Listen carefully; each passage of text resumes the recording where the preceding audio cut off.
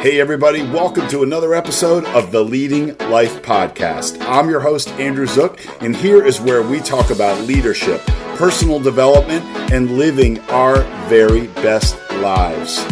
Here we go.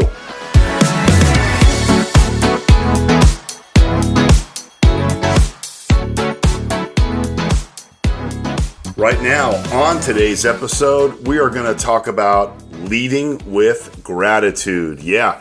You know, I'm going to start this episode with the ending result, and that is I guarantee your business will have higher productivity, increased results in revenue, more engaged team members, and more people energized to drive innovation.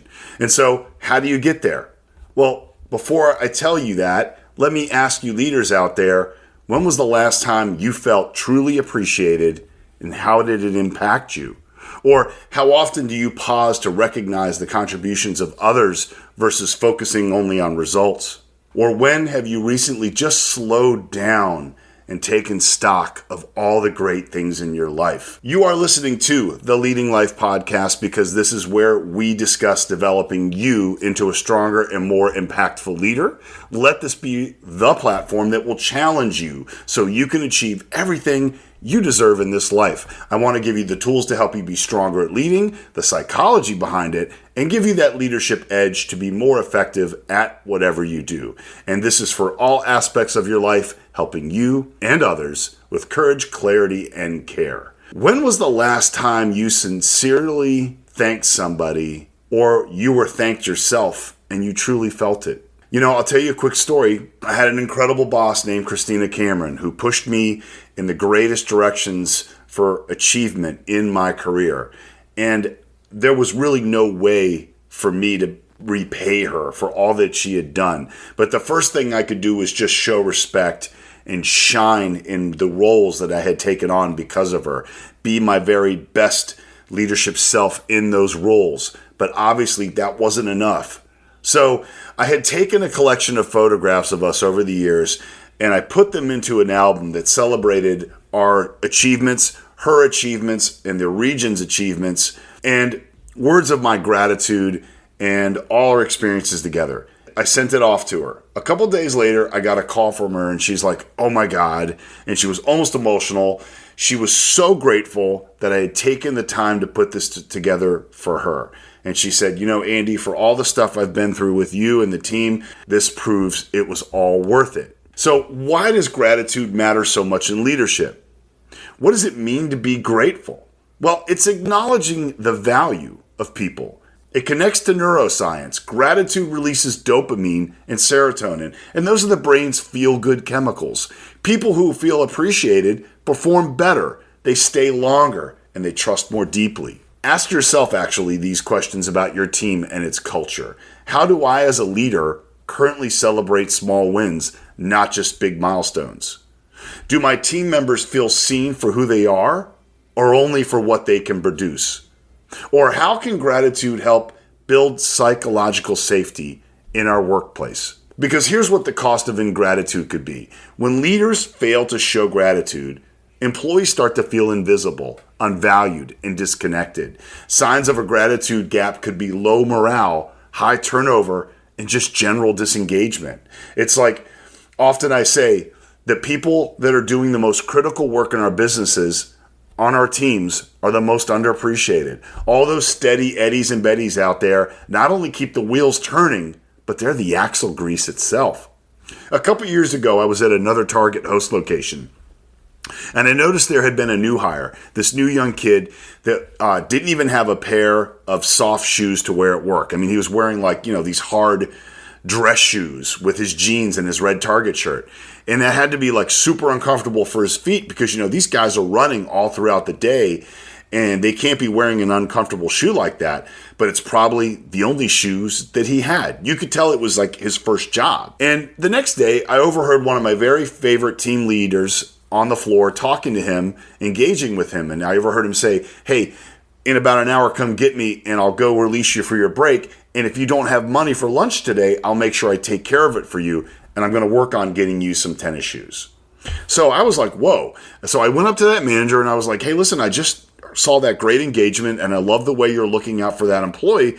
Please tell me your boss is going to reimburse you for buying him lunch and or helping him with the tennis shoes. And he said, no, man, it's all got to come from me. And I could see the look on that employee's face, the gratitude that he felt for someone to take the time to care for him in that way. And that was all that manager needed to see back. That's what made his leadership all worthwhile. Okay, let's get to it. How do we lead with gratitude? Well, number one, remember, gratitude is an energy multiplier. Instead of it just being a nice gesture, position gratitude as a force that compounds energy. When leaders express gratitude, it doesn't just lift the person up that's being recognized, it radiates throughout the rest of the team. Gratitude fuels resilience. It lowers stress and creates momentum, which is crucial in high-pressure environments. Number two, gratitude is a trust-building currency. Frame gratitude as a form of emotional currency that leaders deposit into relationships. Each thank you, each card, each coffee that you go buy or bonus check you hand out is a genuine recognition, builds trust. Over time, this balance of trust allows leaders to have more tougher conversations, more challenging coachings, and navigate change. They can ultimately ask more of their teams. 3, gratitude as their strategic advantage. Show that gratitude isn't soft. It's a performance driver. Research links gratitude to a higher engagement, less turnover, and stronger collaboration. Leaders who practice gratitude often retain top talent because people stay where they feel valued. Number 4, gratitude as leadership humility in action. Gratitude can be framed as the antidote to ego-driven leadership. It shifts the spotlight from the leader's position to the team's contribution. Number 5, gratitude is a daily micro practice. Uniquely emphasize small, consistent acts instead of grand gestures. Remember the steady Eddies and Betties. Start meetings with appreciation. Share specific recognition, not just, hey, great job. Be detailed about what they did and share that with the team. Make gratitude visible in routines, not just year-end speeches. So here's a great story of gratitude in action. And when Satya Nadella became CEO at Microsoft, the company was seen as rigid and losing relevance as he expected it to be. And so I'm going to read you a quick story excerpt from an article that Sandra Jones wrote for the Chicago Booth magazine. When he interviewed for his first job in 1997 with them, he stood at a whiteboard, working through streams of algorithms, one after the other, going through quick sorts and bubble sorts using minimum data structures with minimum memory, showing off his computer science acuity. It was an arduous interview. I was thinking, God, I'm done. Isn't it time to get hired already? Said Nadella. Then he had one more question to answer before his job interview wrapped up. It was a question that caught him off guard. And so they asked him, what if you are standing on a crossroad and you see a baby fall? What do you do? Now, this was 1992. It was before the cell phone era, said Nadella. I thought about it for a while. This was a computer science question I was not prepped for, so I said I'd run to the closest phone booth and call 911. The interviewer got up, told Nadella the interview was over, and walked him to the door. Nadella was stunned. I asked him, what happened? And he said, you need to develop empathy, because when a child is crying, you pick them up first and hug them. And that always stuck with me, he said. That is an important attribute. In the end, Nadella did get hired. So that story had really shaped him. So Nadella eventually shifted the Microsoft culture by doing 3 things. Number 1, leading with empathy and gratitude. He often speaks about how gratitude and empathy aren't soft skills, but business critical. His philosophy was shaped partly by caring for his son with special needs, which gave him a deeper sense of empathy. He also instilled a strong growth mindset inspired by Carol Dweck's work. He pushed Microsoft to embrace learning, adaptability, and humility. He also enforced collaboration over competition. He steered Microsoft away from a know-it-all culture to a learn-it-all culture. He has fostered an environment where employees are empowered to share ideas, take risks, and feel included. This has been supported by initiatives to promote diversity and inclusion at all levels. And so if you're hearing this and you think, oh, this is all soft skill fluff or not big enough to have an impact, here's the bottom line of Satya Nadella's work at Microsoft. Revenues soared, especially through Microsoft's cloud platform. Their market value rose from $300 billion in 2014 to over $3 trillion today.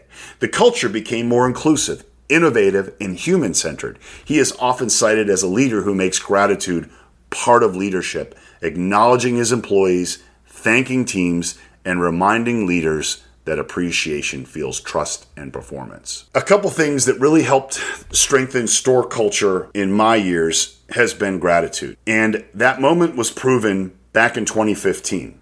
We'd had a big store meeting and I was reunited with my assistant manager, really my partner in the business over the years, Shira Cervantes. We were brought back together to present at this meeting, and we had been separated just 6 years earlier through a company realignment. And when that happened 6 years earlier in 2009, I had written her a letter about staying strong, staying the course, and how grateful I was for her partnership over the first years together.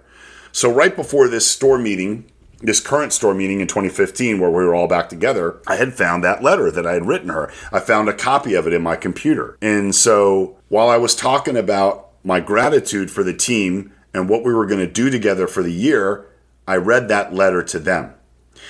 And honestly, there wasn't a dry eye in the house, because it cemented for the rest of the crew that I took stock in the people that worked for us, and I was grateful for them.